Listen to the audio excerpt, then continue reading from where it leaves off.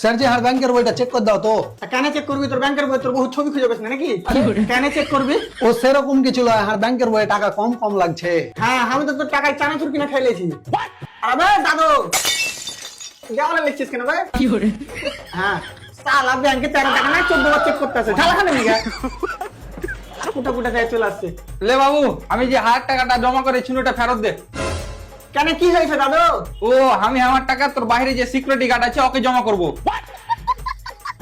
আরে না দাদু, টাকা জমা আমার কাছে হয়। বাল, তোর কাছে কে কি করে দিবে? তোর কাছে তো আমার পিস্তলই নাই।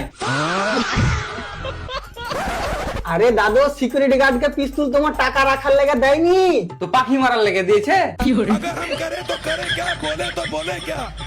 এই বাড়াকে কেউ এখান থেকে নিয়ে যা। আবে কাস্টমারের সাথে ভালো করে কথা বল।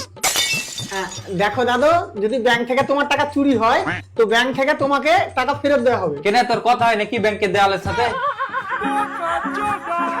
আরে দেওয়াল কেন দিবে? হ্যাঁ, যেই ব্যাংকটা বানালছে সে দিবে।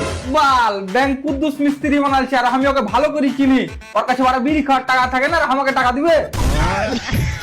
তার আরে শালা বুড়া, তুই দুদিন পরে মরতিস, তোকে দুদিন আগে মারবে।